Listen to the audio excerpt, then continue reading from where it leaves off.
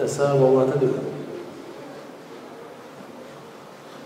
الله أكبر. بسم الله الرحمن الرحيم. الحمد لله رب العالمين الرحمن الرحيم مالك يوم الدين إياك نعبد وإياك نستعين اهدنا الصراط المستقيم صراط الذين أنعمت عليهم غير المغضوب عليهم ولا الضالين.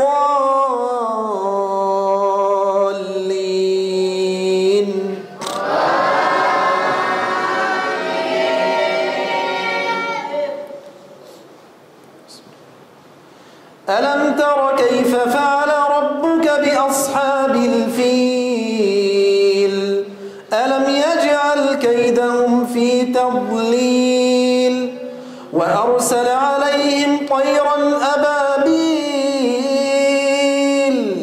ترميهم بحجارة من سجيل فجعلهم كعصف مأكول. الله أكبر. سمع الله لمن حمده. الله أكبر.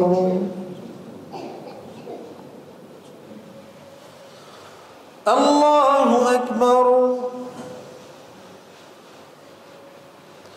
الله أكبر.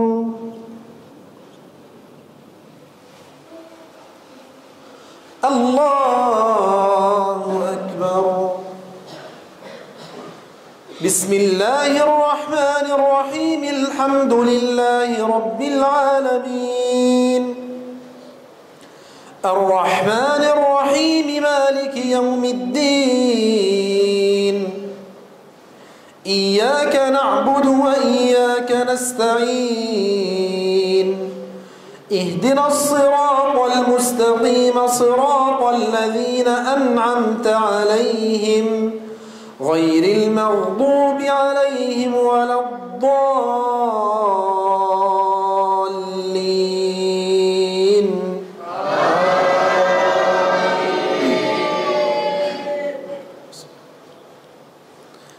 لإيلاف قريش إيلافهم رحلة الشتاء والصيف فليعبدوا رب هذا البيت الذي أطعمهم من جوع وآمنهم من خوف.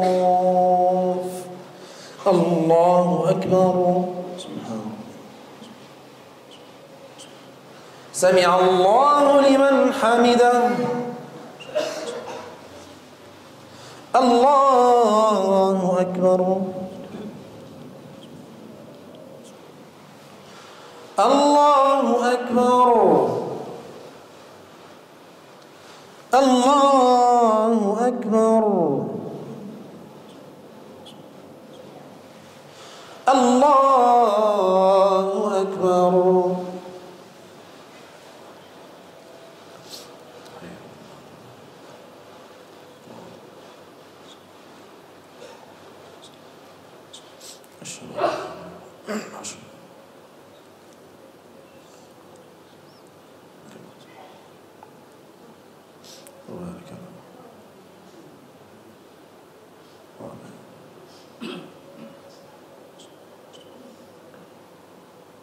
السلام عليكم ورحمة الله. السلام عليكم ورحمة الله. أستغفر الله. أستغفر الله.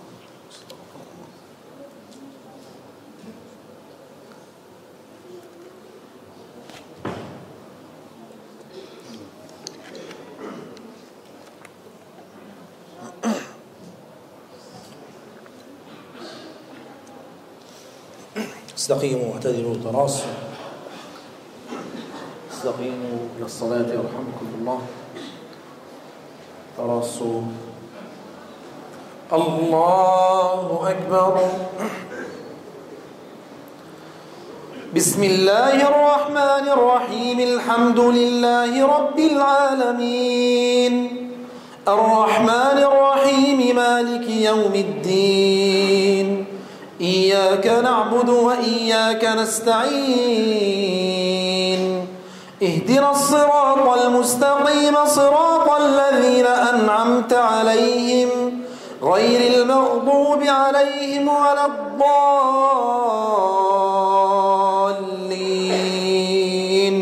آمين. أرأيت الذي يكذب بالدين فذلك الذي يدع اليتيم ولا يحض على طعام المسكين فويل للمصلين الذين هم عن صلاتهم ساهون الذين هم يراءون ويمنعون الماعون. الله أكبر.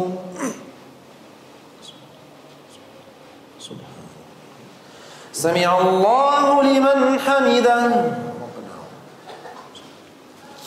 الله أكبر.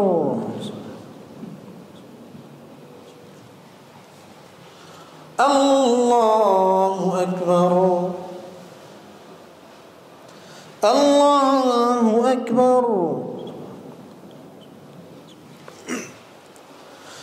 الله أكبر.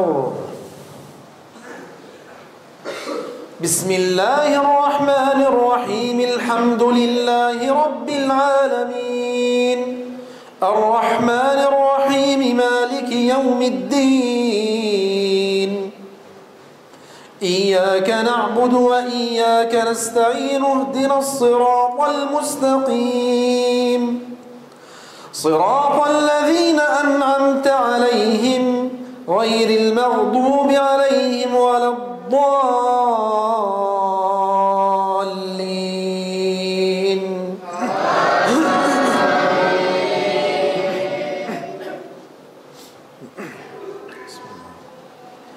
إنا أعطيناك الكوثر فصل لربك وانحر إن شانئك هو الأبتر. الله أكبر. سمع الله لمن حمده. الله أكبر.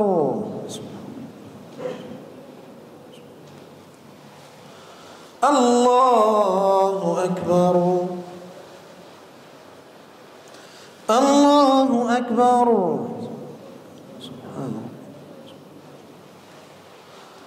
الله أكبر.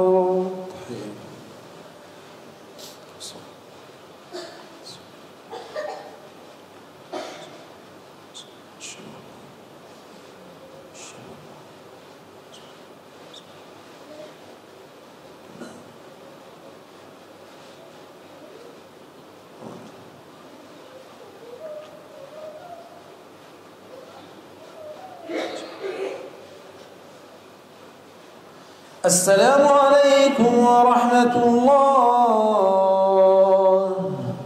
السلام عليكم ورحمة الله. أستغفر الله. أستغفر لا إله إلا الله. استقيموا واعتدلوا تراصوا سنة القيام رحمكم الله.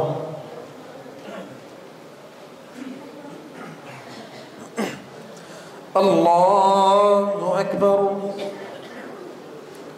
بسم الله الرحمن الرحيم. الحمد لله رب العالمين الرحمن الرحيم مالك يوم الدين إياك نعبد وإياك نستعين اهدنا الصراط المستقيم صراط الذين أنعمت عليهم غير المغضوب عليهم ولا الضالين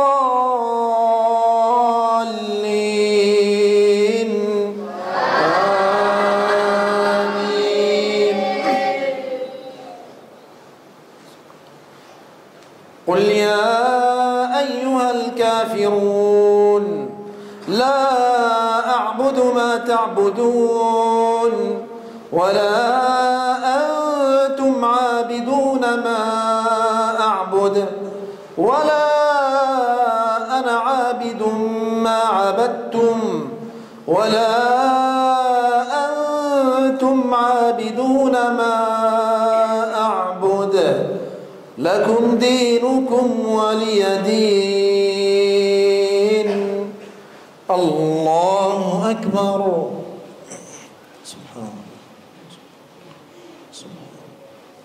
سمع الله لمن حمده. الله أكبر.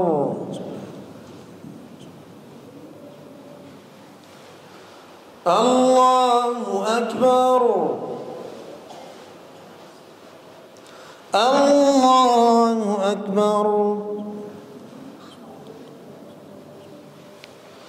الله أكبر. بسم الله الرحمن الرحيم الحمد لله رب العالمين الرحمن الرحيم مالك يوم الدين إياك نعبد وإياك نستعين اهدنا الصراط المستقيم صراط الذين أنعمت عليهم غير المغضوب عليهم ولا الضالين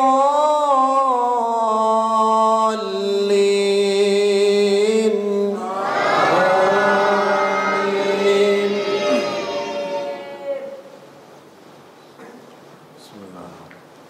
إذا جاء نصر الله والفتح ورأيت الناس يدخلون في دين الله أفواجا فسبح بحمد ربك واستغفره إنه كان توابا. الله أكبر. سبحان سمع الله لمن حمده. الله أكبر.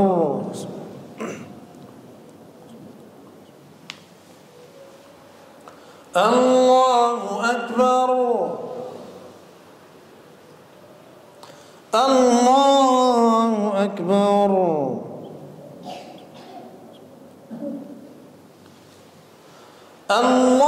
الله أكبر.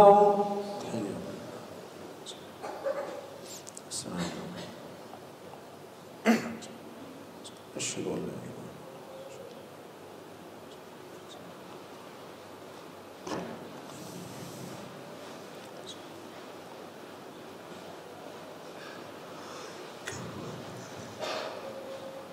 إلا الله.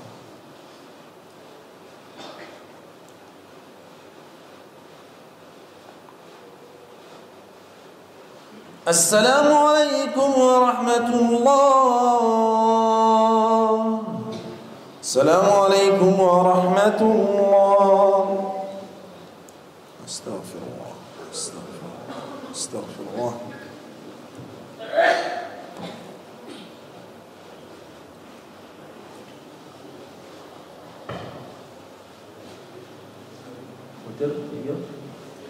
صلاة الوتر رحمكم الله 3 ركعات.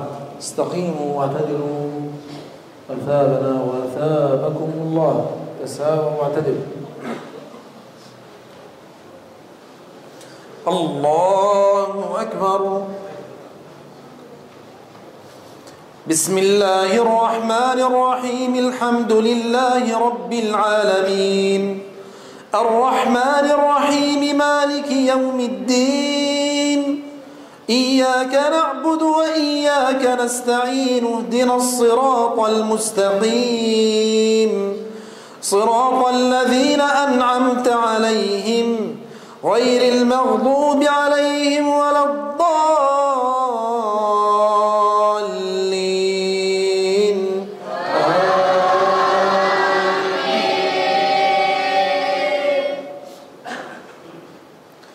قد أفلح من تزكى وذكر اسم ربه فصلى بل تؤثرون الحياة الدنيا والآخرة خير وأبقى إن هذا لفي الصحف الأولى صحف إبراهيم وموسى الله أكبر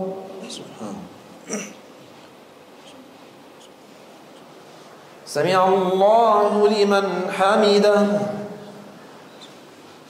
الله أكبر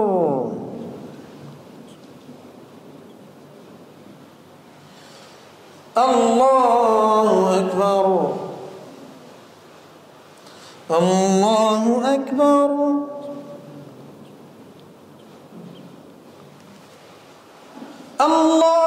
الله أكبر بسم الله الرحمن الرحيم الحمد لله رب العالمين الرحمن الرحيم مالك يوم الدين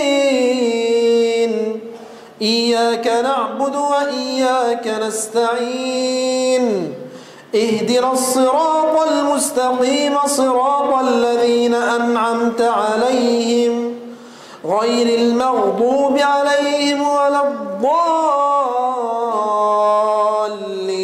الضالين آمين يا أيتها النفس المطمئنة ارجعي إلى ربك راضية مرضية فادخلي في عبادي وادخلي جنتي الله أكبر سبحان الله سبحان الله سمع الله لمن حمده الله أكبر الله أكبر الله أكبر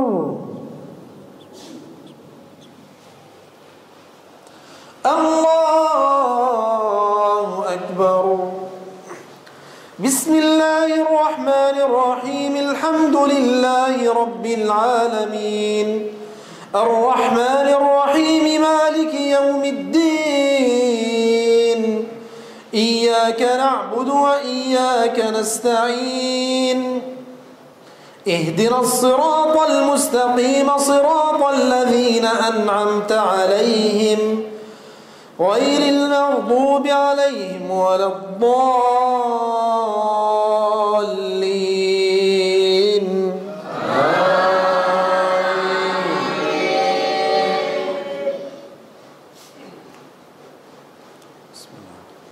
قل هو الله أحد الله الصمد لم يلد ولم يولد ولم يكن له كفوا أحد الله أكبر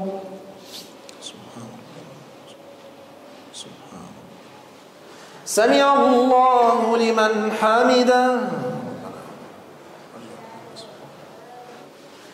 الله أكبر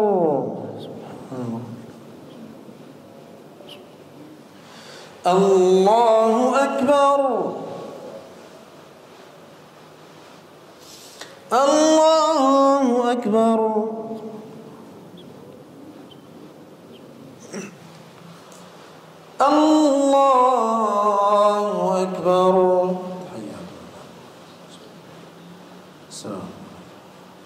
السلام أشهد أن لا إله وأشهد اللهم صل يا صل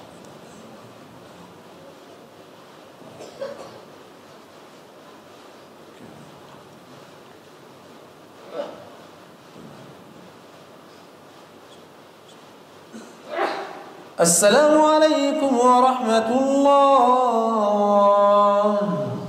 السلام عليكم ورحمة الله. أستغفر الله. السلام عليكم ورحمة الله وبركاته. Al-Mahmud Allahu Jalla Jalaluhu wal musalla alaihi Muhammadun wa aluhu wal mad'u lahu al-bilad wa rijaluhu. Alhamdulillah, pertama mari kita panjatkan puji syukur kita kehadirat Allah Subhanahu wa taala yang memberikan kita nikmat Islam, iman dan kesehatan kepada kita semua. Karena sampai pada detik ini alhamdulillah kita masih diberikan kemampuan oleh Allah Subhanahu wa taala untuk menggerakkan dan melangkahkan kaki kita ke masjid yang mulia ini untuk sama-sama menjalankan ibadah.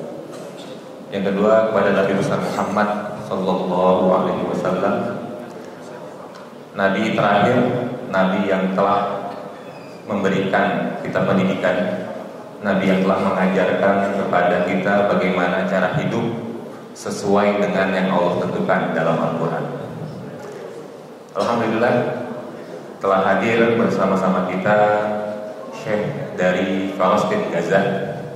Sedikit saya sampaikan profil beliau.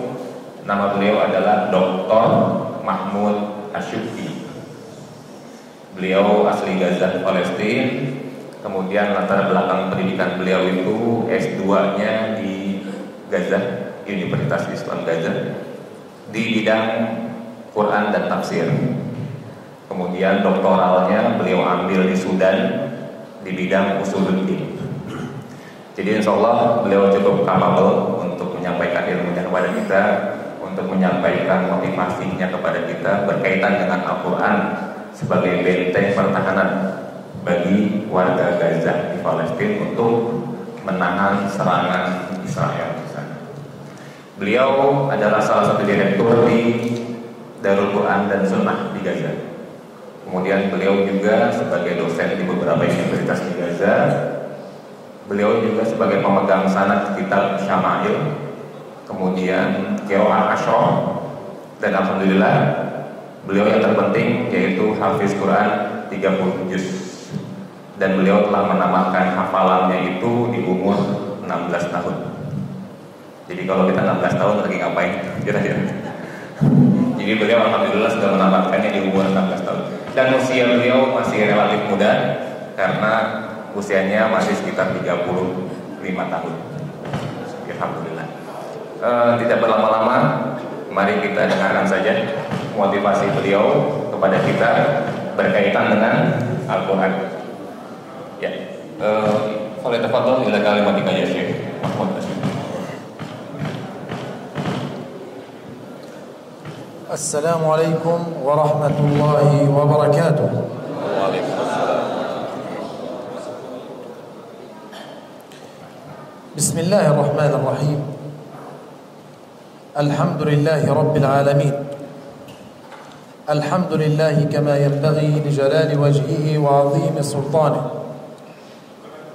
Alhamdulillahi wa kafa.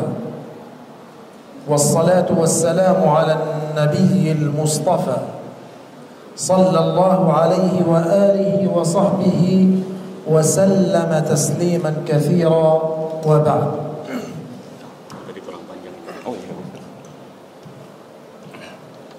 بداية أتقدم بجزيل الشكر لإدارة هذا المسجد لاستضافتنا هنا وإتاحة الفرصة بالتحدث معكم وإلقاء التوصية والنصيحة فجزاكم الله خيرا كثيرا. Jadi beliau mengatakan yang pertama yaitu berterima kasih kepada para jamaah Masjid Al-Furqan, Masjid Al-Furqan, kemudian terutama DKM Masjid Al-Furqan yang telah memberikan waktu dan kesempatan kepada beliau untuk sama-sama memberikan motivasi dan memberikan tausiah kepada kita pada hari ini. ونحن نعيش في هذه الأيام أياما عظيمة أياما مباركة في شهر كريم شهر عظيم قد خصه الله تبارك وتعالى من بين الشهور. لماذا؟ لأنه أنزل فيه القرآن شهر رمضان الذي أنزل فيه القرآن.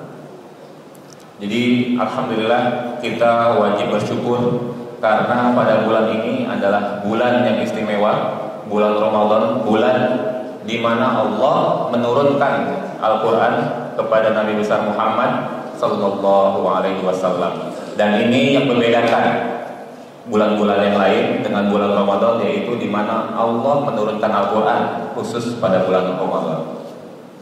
Fal-Qur'anul Karim أعظم معجزة في هذه الدنيا كلام الله تبارك وتعالى أنزل في هذا الشهر فأصبح هذا الشهر كريم عظيم مميز. Dan yang menyebabkan bulan Ramadan adalah bulan yang istimewa dibanding bulan-bulan yang lain. Kenapa? Karena tadi Allah telah menurunkan Al-Quran pada bulan ini sebagai mukjizat terbesar bagi umat manusia. ونحن بفضل الله تبارك وتعالى عندنا في غزة في كل عام يتم تخريج 2000 طالب وطالبة يحفظون كتاب الله رغم الحروب وقصف المنازل وحصار غزة إلا أنه يحفظ هذا العدد ما شاء الله سبحانه. Beliau mengatakan negara beliau walaupun sampai hari ini kalau kita melihat di berita itu masih dalam peperangan di Masjidil Aqsa, tapi negara beliau alhamdulillah masih bisa melahirkan 1000 sampai 2000 hafiz dan hafizah setiap tahun walaupun dalam peperangan seperti itu. سائل يسأل كيف يحفظ هذا العدد وعندهم حصار وحروب كيف يحفظون. Jadi beliau mengatakan kok bisa, bagaimana negara yang semakin hari semakin mengecil, negara yang setiap hari itu dalam teror dan ketakutan masih bisa melahirkan jumlah para hafiz dan hafizah dengan sangat signifikan. Naam, yahfazuna li'annahum ya'rifuna fadail al-Qur'an al-Karim. Ya'rifuna anna khayran nas wa afdal an-nas hum ahlul Qur'an. Qala sallallahu alaihi wasallam khairukum man ta'allama al-Qur'ana wa 'allama. Jadi ada beberapa hal yang memotivasi para warga Gaza untuk selalu menghafal Quran. Yang pertama yaitu hadis Rasulullah sallallahu alaihi wasallam, khairukum man ta'allama al-Qur'ana wa 'allama. Sebaik-baik kalian adalah orang yang mempelajari Al-Quran dan mengajarkannya kepada orang lain. ويحفظون هذا العدد لأنهم على يقين بإذن الله أن الله لا يعذب أهل القرآن. قال صلى الله عليه وسلم إن الله لا يعذب قلبا وعى القرآن الكريم. Kemudian dasar yang kedua yang terus memotivasi para warga Gaza untuk menghafal Quran yaitu hadis Nabi sallallahu alaihi wasallam, innallaha la yu'adzibu qalban wa'al Quran. Sesungguhnya Allah tidak akan mengazab umatnya yang memahami Al-Quran walau sedikit. Kemudian pertanyaannya adalah bagaimana martabat orang-orang yang menghafal Al-Quran. Ketika orang yang memahami saja Allah menjanjikan tidak akan diazab oleh Allah Subhanahu wa taala. Naam. والقرآن الكريم يحفظ من يحفظه. القرآن يحفظ أهله من كل سوء. قصص كثيرة أن القرآن يحفظ أهله. عندنا شاب في غزة في غرفة العمليات 3 ساعات نائم لا يدري ما يفعل به، غرفة الجراحة، ولكن لسانه وقلبه يردد كلام الله. سبحان الله. كذلك قصف منزل في غزة بالكامل، دمر بالكامل والحجارة على ساكنين. أردنا أن ننقذ الأشخاص فأخرجناهم من تحت الحجارة، فحصلت المفاجأة أننا أخرجناهم كلهم أحياء. سبحان الله. لماذا؟ سألناهم فعرفنا أنهم من حفظة كتاب الله، فالقرآن يحفظ من يحفظه. Jadi beliau mengatakan bahwa para penghafal Quran itu banyak kejadian-kejadian aja di Gaza yang memang benar-benar dijaga oleh Allah Subhanahu wa Ta'ala. Ada cerita, beliau tadi bercerita bahwa teman beliau sendiri, seorang dokter itu ketiduran setelah melakukan operasi di rumah sakit. Kemudian ketika dibangunkan oleh teman-temannya karena ada pasien lain yang akan melakukan operasi, dideketin, matanya tertutup, tapi ketika dideketin mulutnya itu terus mengulang-ulang hafalannya selama 3 tahun tanpa dia sadari dalam keadaan tertidur. Kemudian ada juga kisah yang beliau ceritakan tadi bahwa ada sebuah rumah, itu tetangga beliau sendiri, yang dihancurkan oleh rudal Israel. Kemudian anak-anaknya itu jadi target sniper para Israel. Hancur rumah itu. Kemudian ketika evakuator langsung bersegera untuk mengevakuasi, alhamdulillah berkat izin Allah satu keluarga ini selamat. Diketahui kemudian bahwa satu keluarga ini memang semuanya penghafal Al-Quran. Nah, man arada dunya fa'alayhi bil-Quran. Ma hiya dunya? بيت واسع جميل، زوجة صالحة، أولاد، مال كثير، سيارات وغيرها. من أراد الدنيا فعليه بالقرآن، ومن أراد الآخرة الجنة صحبة النبي فعليه بالقرآن. Jadi beliau mengatakan bahwa siapapun dari umat Nabi Muhammad yang ingin mencapai kebahagiaan dunia, maka syaratnya adalah dengan memahami Al-Quran dan menghafalnya. Apa itu kebahagiaan dunia? Beliau mengatakan tadi yang sifatnya material tentu, ada rumah yang megah, kendaraan yang mewah, jabatan yang tinggi, istri dan yang soleha, suami yang soleh, itu semua harus dicapai dengan memahami dan menghafal Al-Quran. Kemudian ada juga siapapun yang ingin mendapatkan kebahagiaan akhirat, maka syaratnya itu mutlak dengan mempelajari Al-Quran. Naam, wal Qur'anul Karim huwa tarbiyatun lana wa tahdhibun lil ummati al-islamiyah. Bihi kullu shay, bihi ahwalud dunya wa ahwalul akhirah. Jadi beliau mengatakan bahwa Al-Quran ini sebenarnya sangat dan wajib kita jadikan sebagai pedoman hidup kita. Karena kenapa? Di dalam Al-Quran itu sudah memenuhi semua unsur-unsur hukum, semua unsur-unsur cara kehidupan, dan mengatur cara-cara manusia untuk hidup dalam ridho Allah.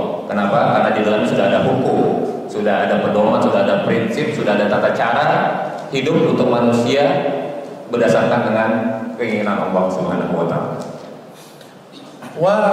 وأنا أتجول سفاري دعوة في إندونيسيا، سائل يسأل: يا شيخ، أريد أن أحفظ القرآن ولكن لا أستطيع بسبب اللغة العربية، هذه ليست بمشكلة. والجواب: إذا أردت أن تحفظ كتاب الله أخلص النية أولا، إخلاص النية بصدق، بعد ذلك الله عز وجل ييسر لك حفظ القرآن. قال تعالى: ولقد يسرنا القرآن للذكر فهل من مدكر. Beliau mengatakan siapapun yang ingin mempelajari Al-Quran jangan terkendala oleh hal-hal yang sifatnya non teknis. Beliau mengatakan tadi ketika beliau bersafari dakwah di Indonesia itu banyak pertanyaan yang ditujukan kepada beliau. Ya Syekh, kita itu kan negara yang berbahasa Indonesia, kayaknya kita tidak mungkin menghafal Al-Quran itu secepat negara-negara atau warga-warga yang berbahasa Arab, karena Al-Quran itu adalah bahasa Arab. Beliau mengatakan bukan masalah, karena yang terpenting dalam menghafal Quran yaitu ikhlasun niyah. ikhlaskan niat kita, kemudian kuatkan tekad kita untuk menghafal Quran, maka Allah pun akan memudahkan kita dalam menghafal Quran. Janji Allah dalam surat Al-Qamar disebutkan di situ dalam 3 ayat, walaqad yassarnal Qur'ana lidzikri fahal min muddakir. Jadi sungguh telah kami mudahkan Al-Quran untuk peringatan bagi manusia, tetapi adakah manusia yang mau mengambil pelajaran dari Al-Quran itu sendiri? قصص كثيرة أن من أخلص النية ييسر الله له ذلك حفظه. عندنا في غزة 6 سنوات حفظ القرآن الكريم، وفي المقابل رجل وامرأة عمرهم 85 عاما أرادوا حفظ القرآن الكريم، أخلصوا النية في هذا العمر، فالله عز وجل يسر لهم ذلك وحفظوه. بل عندنا شاب أمي لا يعرف القراءة ولا الكتابة، أراد أن يحفظ كتاب الله فسمع القرآن سماعا لأنه لا يعرف القراءة ولا الكتابة فحفظه كاملا. سبحان الله. ولقد يسرنا القرآن للذكر فهل من مدكر.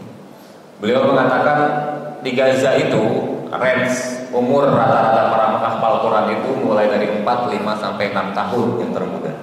Kemudian yang middle, yang menengah itu 16 sampai 20 tahun, dan yang tertua pun ada yang baru menghafal Al-Quran itu pada usia 85 tahun.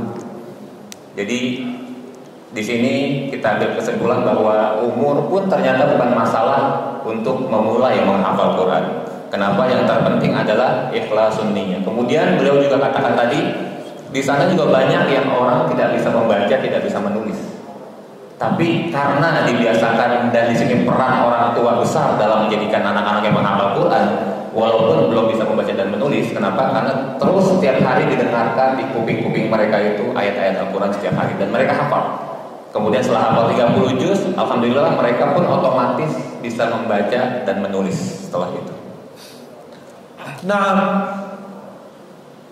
قصص كثيرة أن الله عز وجل ييسر لنا حفظ القرآن. لذلك هل أنتم جاهزون ومستعدون في حفظ كتاب الله أنتم وأبناءكم؟ Jadi hari ini beliau mau bertanya kepada kita semua, kira-kira apakah kita siap untuk memulai menghafal Quran dan menjadikan anak-anak kita itu penghafal Quran? Siap? Takbir! Takbir! Masya Allah. As'alullah azza wa jal an yuyassira lakum hifdha kitabillah ta'ala. Beliau berdoa semoga kita semua dimudahkan dalam menghafal Al-Quran, insyaallah, amin ya rabbal alamin. رسالة شكر من غزة من فلسطين لكم أيها الشعب الكريم الإندونيسي. بفضل الله تعالى ثم بفضل أموالكم تم بناء مسجد استقلال إندونيسيا، ما شاء الله. وكذلك بفضل الله تعالى ثم بفضل أموالكم تم بناء مستشفى إندونيسيا يذهب إليه الجرحى والمرضى ويدعون لكم فجزاكم الله خيرا كثيرا. Kemudian beliau mengatakan mewakili warga Palestina di Gaza berterima kasih yang sebesar-besarnya kepada umat Islam bangsa Indonesia yang sampai detik ini masih terus membantu dan menolong serta mendukung para mujahid dan mujahidin di Palestina secara material dan non material. Secara material apa buktinya? Alhamdulillah sudah berdiri di sana salah satu rumah sakit terbesar di Gaza. Dan yang kedua telah berdiri pula masjid, namanya Masjid Istiqlal di Gaza. Dan yang patut kita bangga, alhamdulillah bangunan ini 100% hasil donasi umat Islam bangsa Indonesia. Jadi alhamdulillah beliau secara pribadi mewakili warga Palestina berterima kasih kepada kita sebagai umat Islam bangsa Indonesia. ونختم يجب أن تعلموا ما يحصل في بلاد المسلمين. ففي هذه الأيام أحوال غزة وأحوال المسجد الأقصى في خطر. في كل عام في رمضان العدو الصهيوني إسرائيلي لعنة الله عليه يطرد المسلمين من المسجد الأقصى ويقتل النساء ويضرب النساء ويحرق المسجد الأقصى. شاهدوا الأخبار على اليوتيوب، شاهدوا يا أخوان هذه الأيام إحراق المسجد الأقصى وطرد المسلمين من هناك خاصة في رمضان. لماذا؟ لا يريدون للمسلمين أن يكونوا بكثرة في المسجد الأقصى، لا يريدون للمسلمين أن ينتصروا ويرفعوا راية الدين. يعتقدون أن هيكل سليمان تحت المسجد الأقصى. كلا والله، بل المسجد الأقصى ملك للمسلمين. المسجد الأقصى عقيدة لن نتنازل عنها، آية في القرآن الكريم: سبحان الذي أسرى بعبده ليلا من المسجد الحرام إلى المسجد الأقصى الذي باركنا حوله. لذلك يجب على الأمة الإسلامية أن تعرف وتعلم ما يحصل في المسجد الأقصى. Jadi beliau mengatakan bahwa minggu-minggu ini itu telah terjadi kekerasan di Masjidil Aqsa. Kalau kita lihat di YouTube, kalau kita lihat di channel-channel berita nasional dan internasional, itu terjadi pembakaran dan pengeboman di Masjidil Aqsa. Kemudian orang-orang yang beriktikaf itu diusir, kemudian ditangkap, diborgol, ditidurin di masjid. Kemudian para tentara Israel itu masuk ke Masjidil Aqsa dengan memakai sepatu mereka dan memakai senjata mereka, kemudian memukuli para jamaah-jamaah wanita dan anak-anak. Kemudian bapak-bapaknya juga ketika sholat diusir. Dan ini terjadi setiap masuk 10 hari terakhir bulan Ramadan. Jadi ini sudah kebiasaan Bani Israel, sudah kebiasaan tentara Israel untuk melakukan ini. Kenapa? Alasannya yang pertama, karena orang Israel pada dasarnya takut apabila umat Islam itu sudah berkumpul di Masjidil Aqsa. Jadi sebisa mungkin mereka mengusir sebelum terjadi keramaian yang lebih banyak lagi di Masjidil Aqsa. Dan yang kedua, mereka meyakini bahwa di bawah Masjidil Aqsa itu terdapat istana Nabi Sulaiman. Jadi ini yang mereka yakini. Dan yang terakhir, mereka meyakini bahwa Masjidil Aqsa adalah milik mereka, bukan milik umat Islam. Padahal dalam surat Al-Isra disebutkan subhanalladzi asra bi'abdihi lailan minal masjidil harami ilal masjidil aqsa allazi barakna hawali. Ini sebuah akidah bahwa Masjidil Aqsa adalah milik umat Islam, bukan milik Israel. Seperti itu. Naam, Al-Aqsa milkun lil muslimin. Al-Aqsa milik siapa? Milik Islam. Al-Aqsa milik siapa? Milik Islam. لذلك واجبنا نحن المسلمين ما هو؟ 3 فقط، لا نريد أكثر. أولا الدعاء، أن ندعو الله عز وجل ليل نهار: يا رب حرر المسجد الأقصى، يا رب انصر المسلمين في كل مكان في فلسطين وغيرها. دعاء. ثانيا أن نربي ونعلم أولادنا عن المسجد الأقصى ونحببهم فيه فهو آية وعقيدة لنا. ثالثا أن ننصره ونفديه بأرواحنا وبدمائنا وبأموالنا ما استطعنا. Kemudian beliau mengatakan, apa kewajiban kita sebagai muslim untuk menjaga Masjidil Aqsa agar menjadi tetap milik umat Islam? Yang pertama beliau katakan yaitu doa.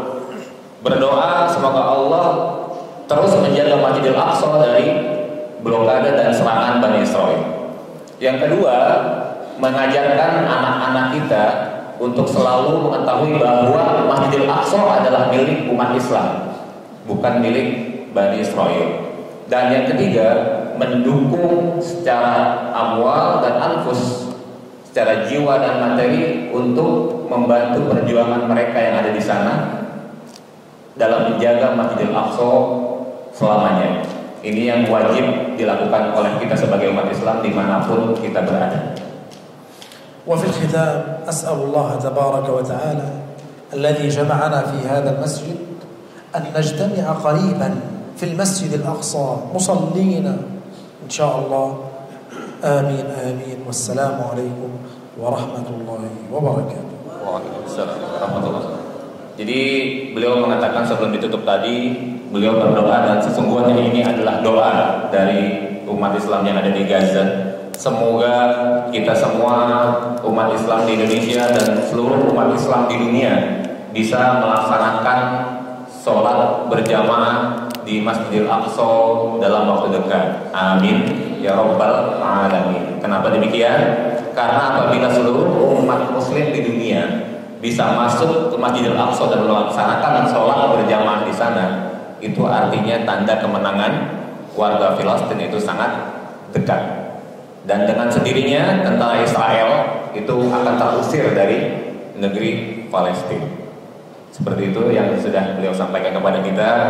Jadi mudah-mudahan apa yang telah beliau sampaikan kepada kita bisa menumbuhkan lagi rasa cinta kita kepada Quran, bisa lebih menjadikan lagi Al-Quran sebagai pedoman hidup kita dalam berkehidupan berkeluarga, bertetangga, bahkan dalam lingkup besar itu dalam berkehidupan bernegara. Kemudian selanjutnya mudah-mudahan kita bisa lebih menumbuhkan lagi rasa empati kita dan simpati kita kepada sesama muslim dimanapun berada. Demikian yang bisa disampaikan oleh Syekh. Kemudian setelah ini mungkin beliau membuka 2 pertanyaan, karena beliau insya Allah besok akan pulang pagi, jadi beliau butuh istirahat dan perjalanannya itu cukup lama, butuh 2 hari, apalagi perbatasan di Rafah Mesir itu sekarang agak sulit, jadi butuh istirahat seperti itu. Maaf, kita buka pertanyaan pertama siapa?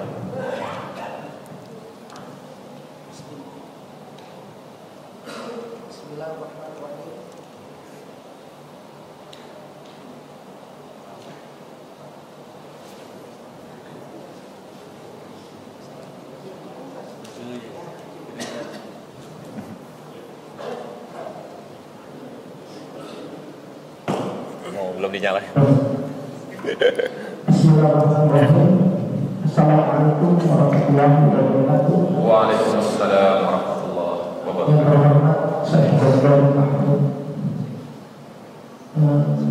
kami ingin bertanya. Sebelumnya saya sebagai bangsa Indonesia sangat berterima kasih kepada bangsa Palestina yang pertama kali menyatakan mendukung kemerdekaan bangsa Indonesia. Yang kemudian kedua adalah bangsa Mesir sekaligus menyatakan bahwa negara Indonesia itu merdeka. Nah, yang ingin saya tanyakan secara hubungan psikologis antara bangsa Indonesia dengan bangsa Palestina itu pasti ada, dan itu cukup besar rasa persaudaraan.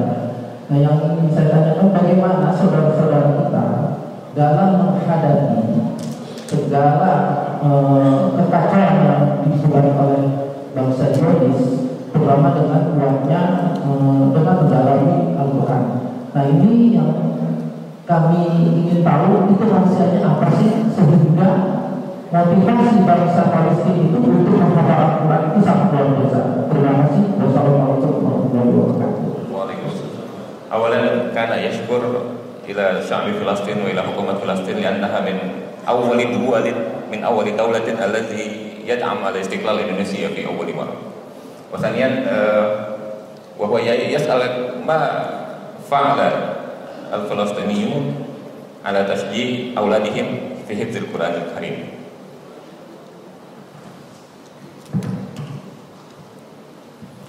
نعم جزاك الله خيرا.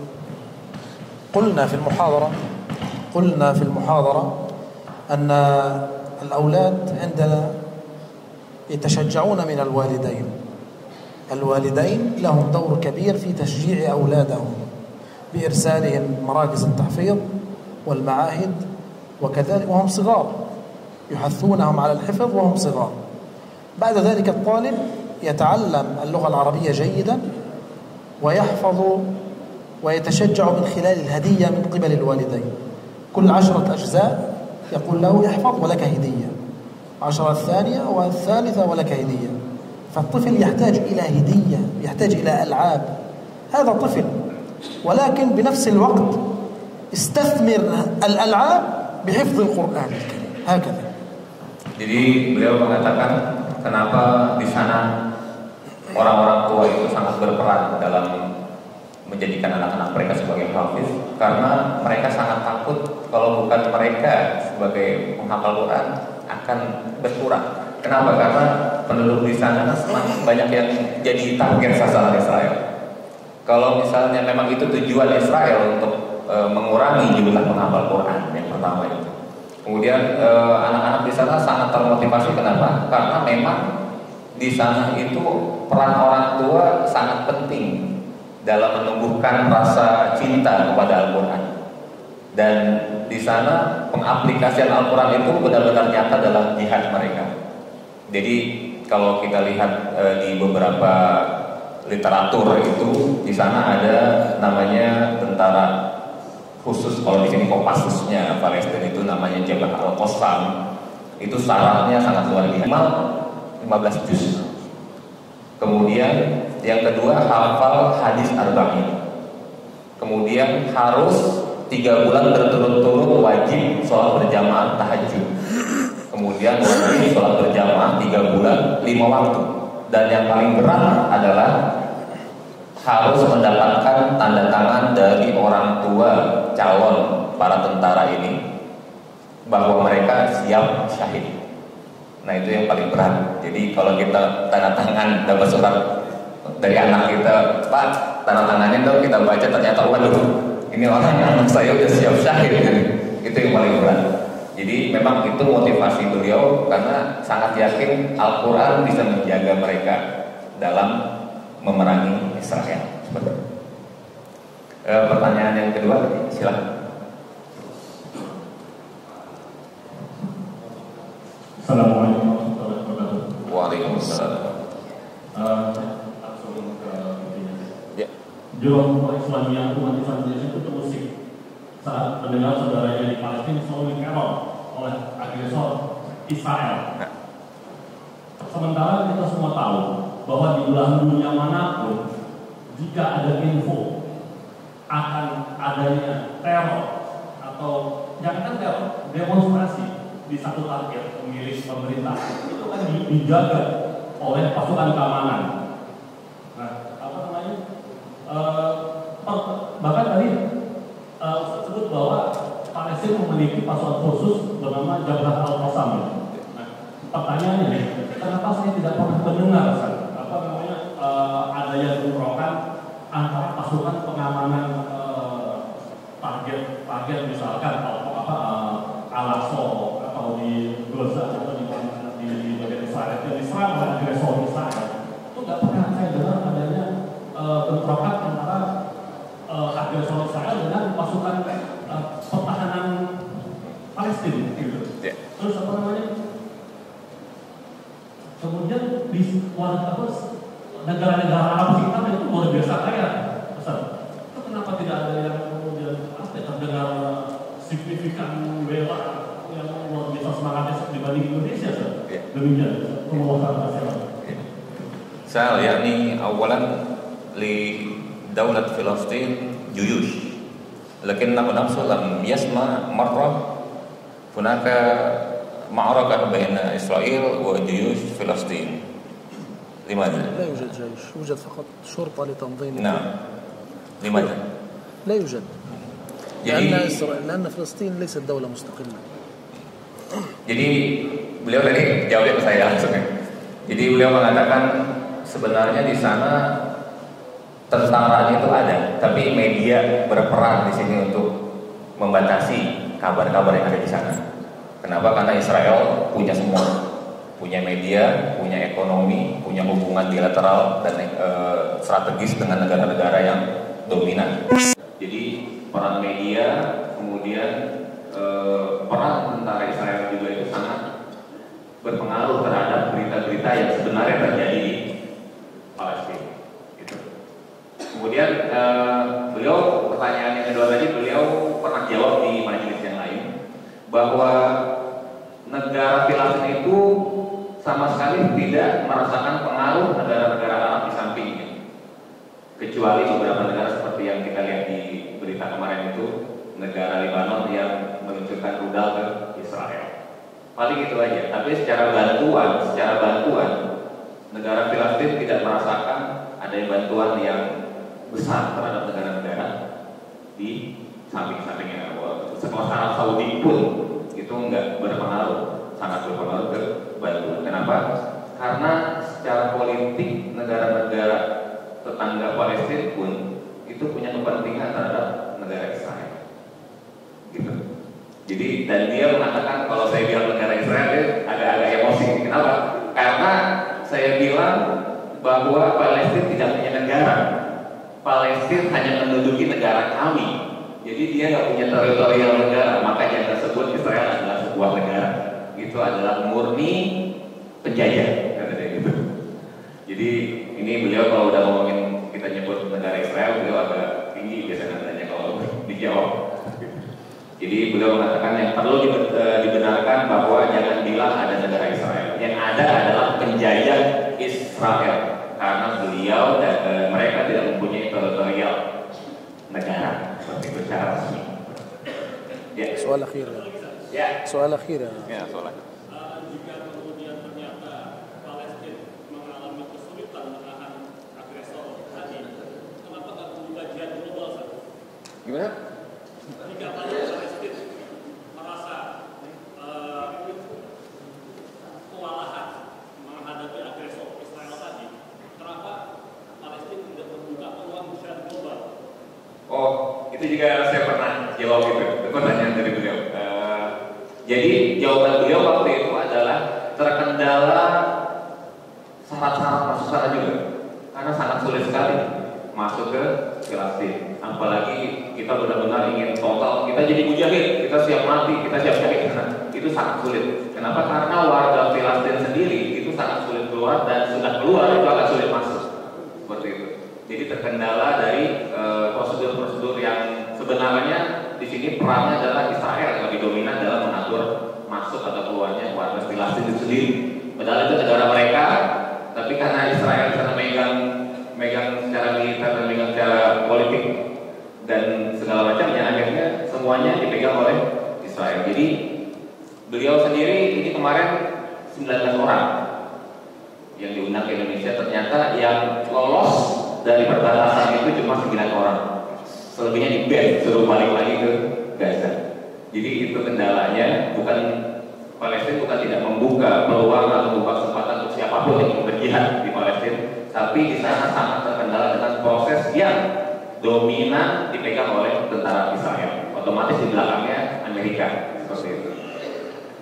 Ya, mungkin itu saja. Nanti setelah ini mungkin apabila ada yang bertanya atau silaturahmi atau sekedar foto, silakan. Setelah nanti dari Askar Koni akan menyampaikan sesuatu. Sebelum kita tutup, silakan Syekh, kita tunggu dan doa. Kita doa bersama-sama.